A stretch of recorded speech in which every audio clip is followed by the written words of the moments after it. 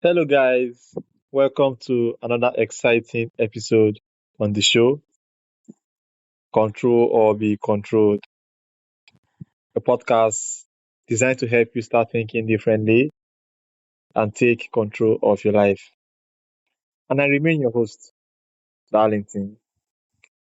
Today's guest is Caroline, a coach, speaker, and creator of Reclaim Your Second Act, the six pillars to living vibrantly, strong, and ageless.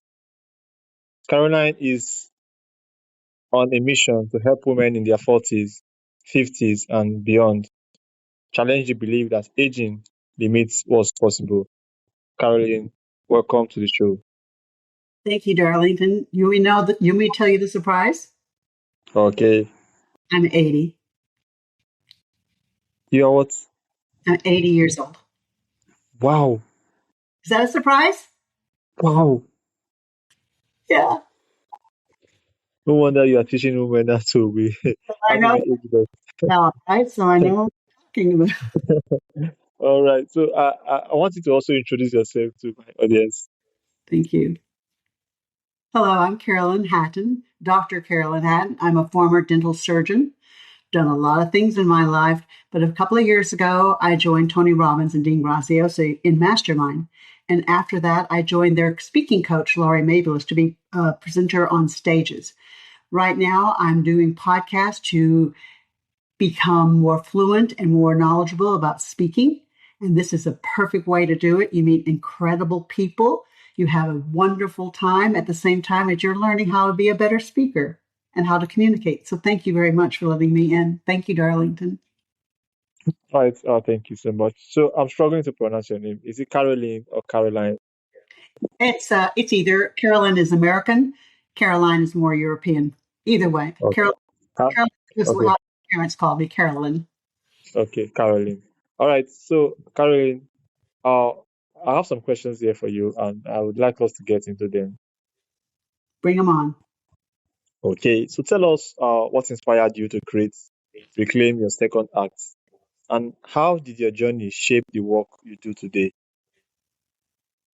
Well, I've had a long journey, so there's lots of different stopping places that I changed and evolved and learned. But I guess what happened was, I guess when I was in my 40s, late 40s, I started noticing that women tend to hang around with other women in groups, and the groups become very similar. They're a pod. They think alike. That's why you're a group.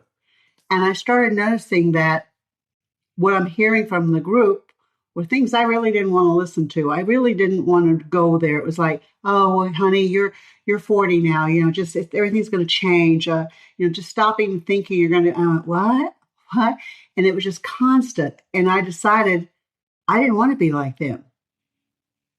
I didn't. I didn't have to. They believe that, and they had that's their mindset.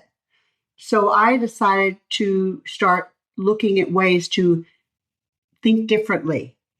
And so I went on a path of a lot of things, try and error and trial and error. And I guess the thing that really turned me around was when I joined Tony Robbins about 3 years ago, because that's when you really get into mindset. And and he said, I just now thought of this.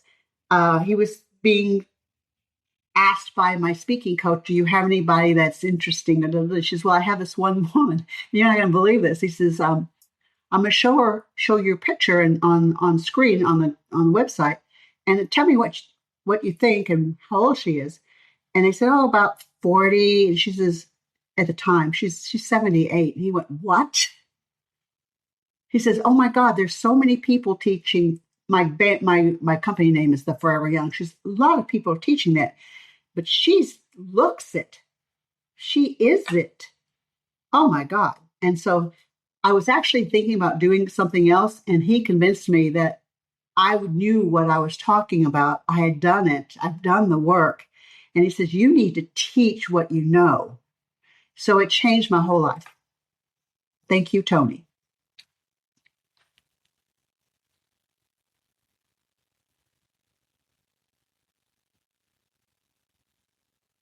Okay, thank you so much, Caroline. So, my next question for you is: many women feel like aging means their best years are behind them. As someone who is 80 already, why do you believe that's one of the biggest myths we need to challenge?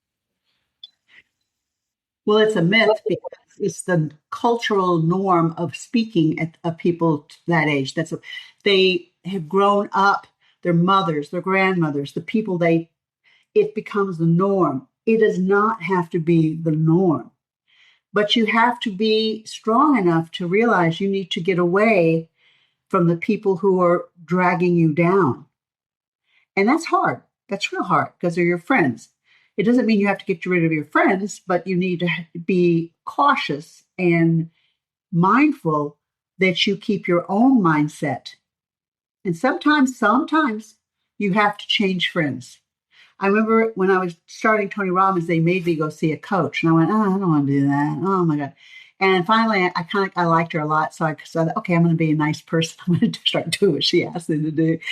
And so she said, I noticed that you speak about tribes and sames. She says, what is that? I said, I've gone through life and I've been with different people and different groups. And I've learned all along the way that often you place yourself or you get pulled into a group, you move to a place and you meet some people, they become your friends and they're the first people you meet. So they become your friends and maybe they're not the right people, but yeah, but you've known them for a while. They were so nice to you, but maybe they're not the right people. And so I said, so I have this thing that I call my saints. I also call my tribe. They're the people that are like you, that think like you, that don't try to make you into what they are to make themselves feel better, so that or be influencers to influence you, and they feel good about that. Sames don't do that. Likes don't do that. In coaching, all the people in coaching are likes. They're same. So it's easy. It's when you go out and coach that you don't have the same. You have to figure out who am I going to work with and who am I not. The fit.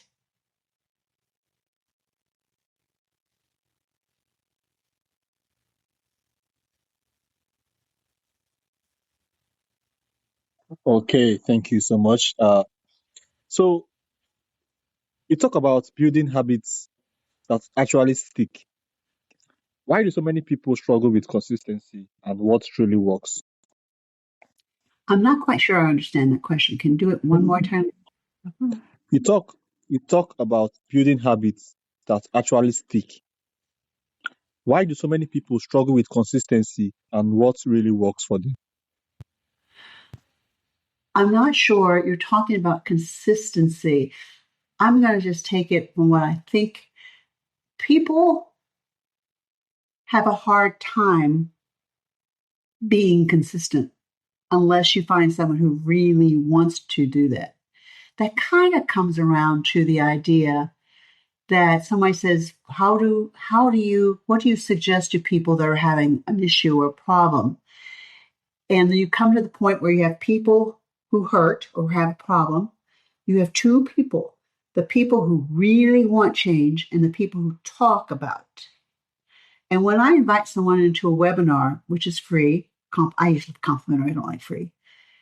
A lot of people will show up because they're curious, they're interested, they don't have anything else to do. She's cute, he's handsome, oh, he's got a great personality. You gotta after the webinar, I usually give a complimentary 1 45 minute, and that's where anybody's interested comes in, and that's when I feel them out. Who's what, who's and I usually in my conversations, I introduce myself and I say, so what would you like to talk about today? I keep it very generic and on a reason. So I will listen. I hardly talk. I just let them, and they'll go on and on and on, kind of like I am doing, on and on and on. And you'll realize, and during the conversation, if you don't interrupt, that they're just jabbering. They're nervous, they're jabbering, they don't know what to say. They're usually not being truthful about what the problem is, they're avoiding it. And so I just let them do that. And at the end, they say they get really quiet and they're kind of drained, they're finished. And I say, well, I'm not quite sure why you're here today. I'm a coach. I help people with their problems, and you never mentioned what your problem is. And they get really quiet. And what happens after that is everything. They either get really nervous and back off and get even more chatty, or they go, wow. And they wake up and they settle down and they tell you what the problem is. What I learned when I was a doctor, when I was in medicine, that I had the same thing with patients. They come in, they have an appointment, they sit in a little room, I walk in, and they had an appointment for something, right? Or they wouldn't have made. But what they're telling me 99% of the times is not what they came in for. They're too afraid to say, oh, I've got this thing, and they're worried about heart attack, or I'm going to say something about their blood pressure. So they tell you some little story that's kind of a little story. I'm so used to hearing this, and it's not the problem. So I just let them talk. So after they talk, I said, well, I think everything is going to be okay with what you just mentioned. Is there anything else? They have another chance. Some people will go, oh. Some people go, oh, no, doc, And I said, well, okay, let's make an appointment for about 3 months. And if anything comes up, let me know. That means they're going to have another appointment because they didn't get their answer because they weren't honest with me. I know this game. So I'll say, well, why don't you make another appointment up front and we'll have a discussion about it in 3 months. Well, they're scared of that because things get really bad if they think in their imagination what the problem is. But I let it go. I just keep quiet, let them wiggle around in their head. And while I say, doc, what I really want to go, oh, here we go. So I close the door and I sit down and they tell me the truth. Some people don't, some people do. When I choose my clients, I do the same thing and I figure out, are they clients or are they talkers? And when I take clients in, my reputation is on the line as when I was a doctor, surgeon. The people who just chatter and chitter and everything, sometimes they're looky-seers. Sometimes they just want to come and say, oh, she's so cute. I just met the cutest girl. She just told me this. She told me, but they're not interested in change. They're just chatterers. And if they pay money, the next course, or even go in the complimentary, and they come away with something, they're going to go to their friends and say, "Oh, she didn't do much for me." Your reputation is hurt. So I'm so aware of going through the process to filter out who's going to be a good patient. It's a waste of my time. It's a waste of my reputation, waste of my energy.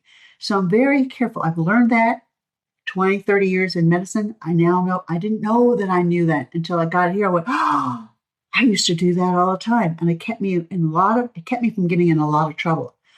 I'm going to do the same thing.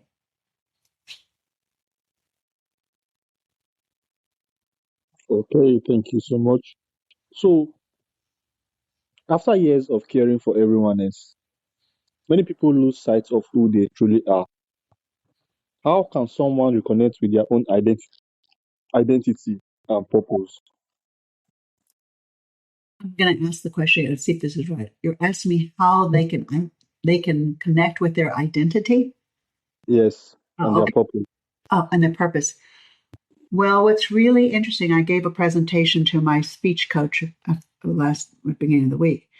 And one of the sections was the body listens to 3 conversations. The conversations in your mind, the conversations of your belief, and the conversations that you actually create and place in your body. Those are your identity. I'm a doctor, I'm fat, I'm lazy, I'm pretty, I'm this, that's your identity. You actually put those in. No one else did. It's very interesting. So when I talk about identity, a lot of people, no, not a lot, most people will have an issue somewhere in their life. And some people are able to handle it and figure it out and change it. I think that's small. Most people will try. They'll try again. Maybe they'll stop trying, and they don't. So I always tell people, if you have a problem and you haven't solved it by now, how long have you had it first? How long have you had it? If they haven't solved it by now, the odds are they're not going to. So just like Messi, just like Mackenzie, I love soccer. I'm American weird. They have coaches. If you are a tennis pro, you have a. If you're a skier, you have a skier. If you want to be a coach, you have a coach yourself. If you want to get changes in your life, pretty much most people are going to need a coach. It's so rare when someone doesn't. You need a coach. It's faster. It's cleaner.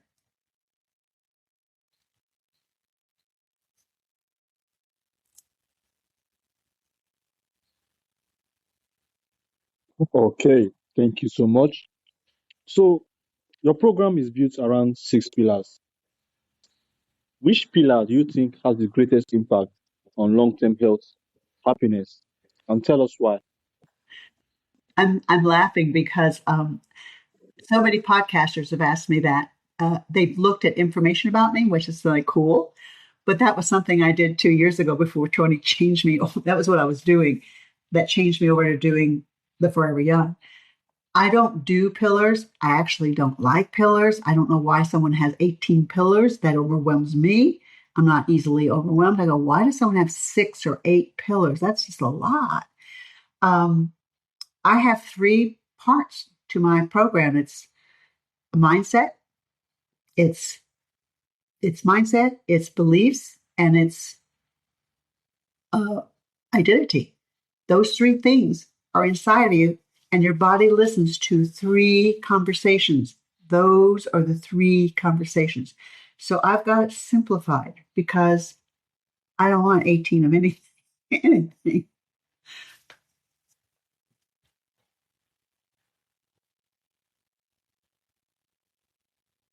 All right, thank you so much for letting me know the pillars anymore.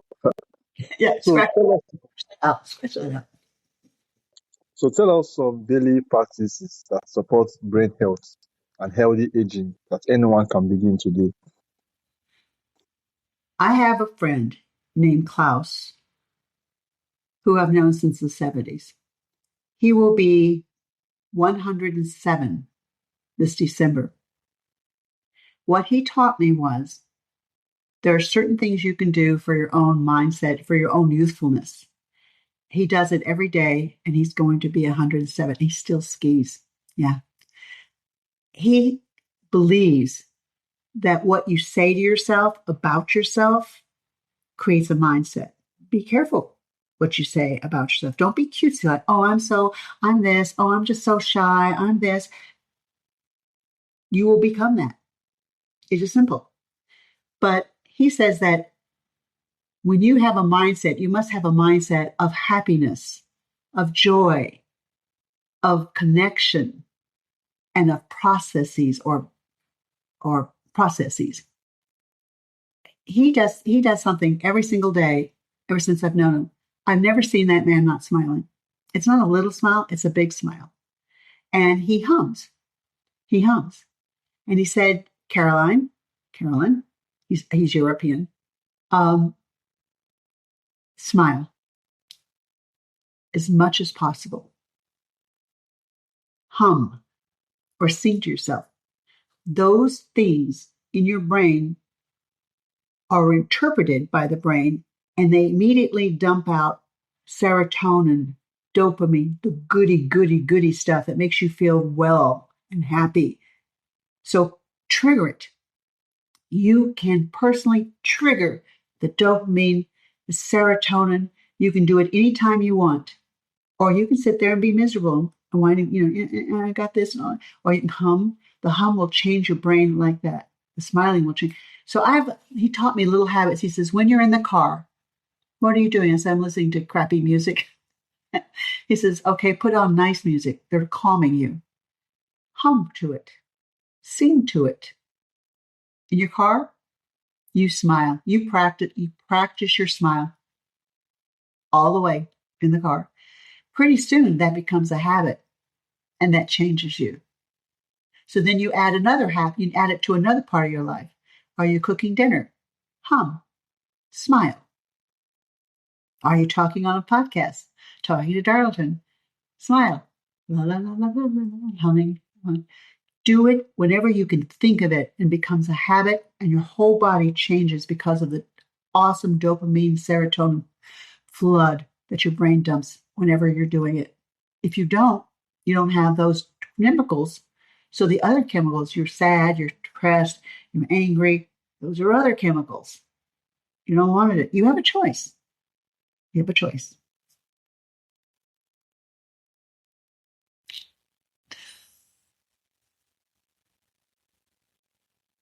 All right. Thank you so much, Caroline. So here is my final question for you. Yes, sir. If someone listening right now feels like it's simply too late to reinvent themselves, what would you want them to hear?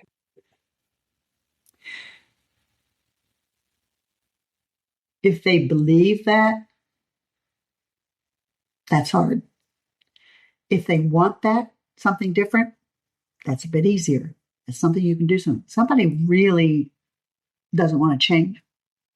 But if they want to change and they haven't changed and they've tried a couple of times and they keep getting stuck, the only thing you can possibly do to get closer to a change is to get a coach. Massey has a coach. We have coaches. If you want to get something done quicker rather than later, you need a coach. It's just simple, simple.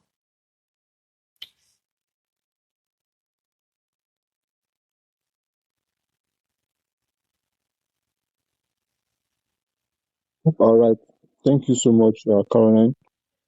Thank you for joining us today and reminding us that our future isn't determined by our age, it's shaped by the choices we make every day. So, for those who would like to connect with you and learn more about what you do, how can they do that? Thank you for asking, Darlington. My website is www.the-foreveryoung.com/home. www.the-foreveryoung.com/home. My email is zgmiele92@gmail.com. Thank you so much for asking. Okay, once again, thank you so much for coming. And I also want to thank all my listeners for tuning in today for this very special episode. And you all do have a wonderful day ahead. Thank you, Caroline. Thank you, Darlington. I'm glad to meet you. Thank you.